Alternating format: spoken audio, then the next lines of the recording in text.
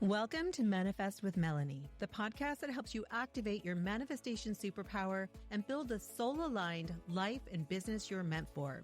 I'm your host, Melanie Mishler, equal parts woo-woo, neuroscience, and strategy. And each week, I share proven tools in raw talk to help you step into your full potential life. Are you ready? Let's go. Hello, love, and welcome back to the podcast. Happy Thursday. Today, I want to talk about focus and imagination because these two things are the master key to manifesting anything you desire. And yet, they're very often overlooked. Most of us are taught to do more. Like we're going to focus on doing more, working harder, pushing, grinding, hustling. But manifestation doesn't work that way. One of my teachers, Neville Goddard, who I'm sure you've heard me talk about him quite a bit here, he said, "You're only limited by weakness of attention and poverty of imagination." And when I heard this for the first time, it was really interesting to me because I had never heard the word poverty used in that way before. I'd only heard it in relation to money, or I also heard it maybe with spirituality. But when I heard this for the first time, I paused because I really felt it in my body. So I want to say this again and really let this land for you. You're only limited by weakness of attention and poverty of imagination, which means we're not limited by time, not by talent, not even limited by money. We're limited by where we place our attention and how willing we are to imagine something bigger for ourselves. And what that really means, what it truly, truly means is that you and we are literally unlimited. And when I first heard this from Neville, I really had to sit with it for a little bit because it's both empowering and a little confronting, right? Because it made me ask myself, where is my attention actually going? Where am I letting it leak? And where have I stopped imagining what's truly possible just because maybe I'm afraid it won't happen, or I don't think it's possible, or worse, that I'm not worthy of it? And really, where is my attention going? And honestly, like most people, for years, my attention was focused on reality. I would look at the results around me on what was already manifested, my current circumstances, my current results, and I would simply react to that. Instead of focusing my attention on my imagination, on using my imagination, on what I wanted to be true, on what I was becoming, or on what was possible. And doing this, it kept me limited. It kept me looped and limited in all aspects of my life. And there's a quote by another brilliant man, Abraham Lincoln, who said, "To believe in the things that you can see and touch is no belief at all. But to believe in the unseen is a triumph and a blessing."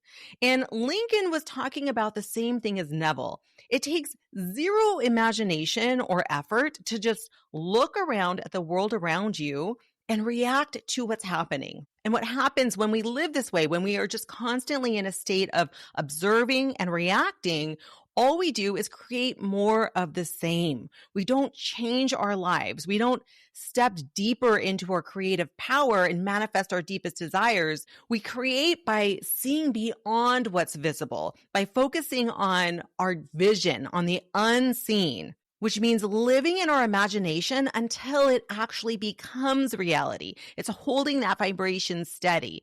So today I want to talk about having belief before evidence, on focus as a superpower and the very real ways that we limit what's possible, not because we're incapable, but because we're distracted or discouraged or even afraid to dream bigger. So let's use a really personal example. I love using myself as an example, but let's talk about wanting financial freedom. Now, you probably know that Andy and I have created a life with a lot of freedom that many people dream about. We live between our homes in California and Belize. We run our own business, and we have a ton of freedom and flexibility and choice. But it wasn't always that way for me, because there was a time when I was barely making any money. And I was saying all the right things. I was saying things like, I want abundance, I want ease, I want to feel supported. And I was journaling about it and I was visualizing it. But what was happening is underneath it all, I was still carrying fear and like an energy pattern that I had held since I was a little girl because I grew up with this deep fear of being homeless. And it was due to a trauma that I experienced as a child, a trauma that lived in my body, not just in my mind, but in my nervous system. And for me, it wasn't just about not having money. It was about not being safe, not having a place to live. So I carried this energy into my young adulthood. And every time I would look at my bank balance, that fear would flare. Even if I had enough money, even if I had enough money for plane tickets and groceries and all of that stuff, my body would just go into lack and into this story of, well, what if, or what if something happens? My attention, it would get stuck on the current balance or on the upcoming bills and really on just the gap between where I was and where I said I wanted to be. And even though I always had enough money, what I learned to do was very, very subtly was to dim my desires. I learned to shrink my vision and to kind of edit down what I allowed myself to dream so that it matched my current reality. So it matched what was, quote, realistic. And I'd find myself saying things like, well, what do I even need that much money for? Or taking the like self-righteous route of, well, I don't actually need that much money anyway. I could do without. But that wasn't humility. It was fear. It was fear dressed up as practicality. So instead of growing my capacity to call in more and to have more desires, what I was doing is I was shrinking down my imagination to match what I already had. Not because I didn't want more, but because I didn't yet feel safe to receive more. And if you didn't listen to the episode 2 weeks ago, that was all about receiving.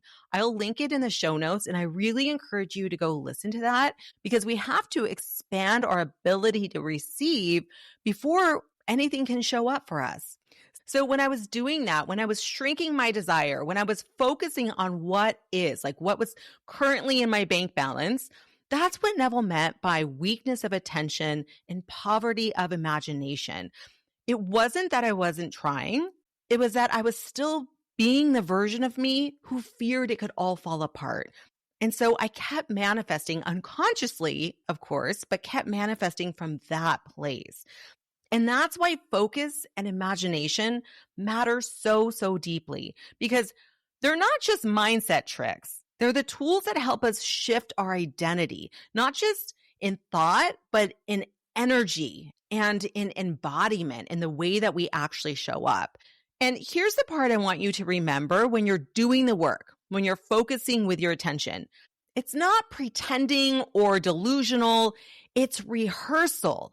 It's energetic and emotional rehearsal. You're not faking it. You're literally training your body and your nervous system and your energy to believe in a new reality. And it's not about ignoring what's real. It's about refusing to build your future from it. Because the version of you who already has what you desire, she actually already exists. Because you've heard me say this before. If you have a desire inside of you, then you already have everything you need to bring it to form, to bring it into the physical reality. Your job is to become her through your focus, through your imagination, and by creating a nervous system that can actually hold it when it shows up. And so this is where the belief in the unseen becomes everything. Because especially when it comes to things like money, our belief in the unseen gets tested constantly because it's easy to believe in abundance when we have deposits flowing in and our invoices are paid and our savings account is stacked up. But what about when it's not, right? What about when the numbers, they don't quite reflect your vision yet? And the clients, maybe they haven't said yes yet, and the payment plan falls through, or your launch flops, or your bank account makes you want to just give up on your dream and go back and get a quote real job. That is when belief matters the most. Not belief in a fantasy, but belief in what hasn't shown up yet, but what already exists in the field of possibility. And that kind of belief, it doesn't come from logic. In fact, it doesn't even seem logical. It comes from devotion and from understanding that a focused imagination literally creates your world. It creates your reality.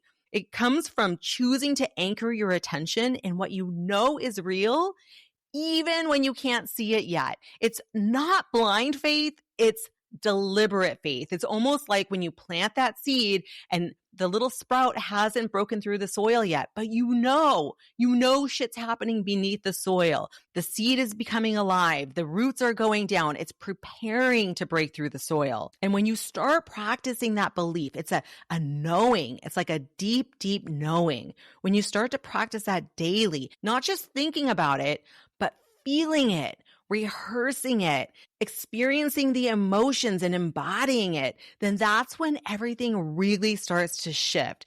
You stop reacting to what is and you start aligning with what's coming to you. And that, my love, is where the real magic happens. It's where all kinds of synchronicities and really fun things start happening. And here's the final thing I want to leave you with today. You are allowed to dream bigger than you ever have before. Another one of my teachers, Charles Haanel, he said, dream bigger than you ever have before. Don't be afraid. And honestly, this is the part most people skip, not because they don't want big things, but because they're afraid to want something that feels too big or too much or maybe too far away.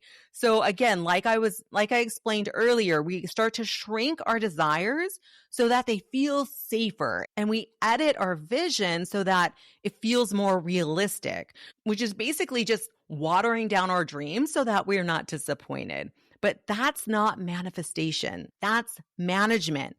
That's fear disguised as strategy. So I'm inviting you right now to stop managing your desires and start expanding your imagination. Let it be bold and wild and stretch beyond anything you've ever dreamed or imagined before. Because if you can imagine it and you can hold your attention on it long enough to become it, then you can experience it in physical reality. But here's the thing. I want you to remember, attention is another one of those master keys to manifestation, and we have to protect it because right now in today's world, we're being constantly pulled in 100 different directions. We're scrolling and checking and comparing, and all of that noise, it's not neutral. It chips away at our focus and it clouds our clarity, and it makes it harder to stay connected to the vision that we're building. So if you're feeling scattered or uninspired, it might not be that your dreams are maybe not fleshed out yet. It might just be that you haven't had enough time or quiet to really let them develop and to really hear them. Sometimes the most powerful thing you can do for your manifestation practice isn't doing more, but doing less, having less input, less distractions, and more intention. So turn down the volume, come back to your body, come back to your vision, because that, my love, is where your power lies. Okay, love, if this episode landed for you, please share it with a friend who you think would love it. And if you're ready to reconnect with your vision, to clear out the noise and get some momentum for the second half of the year, then I'm inviting you personally to come to my mid-year reset. We're almost halfway through the year. July 2nd, which is my birthday, happens to be the exact midpoint of 2025. And I'm hosting a live event where I'm going to help you reset and get clear, get energized, and start manifesting from your power so that you hit your goals and hit your vision for 2025. You can head to the link. There's one in the show notes, or just head over to manifestwithmelanie.com and let's reset together. Let's go into the second half of 2025 like badass boss bitches, and I will see you there. Until next week, my love, keep manifesting an epic life.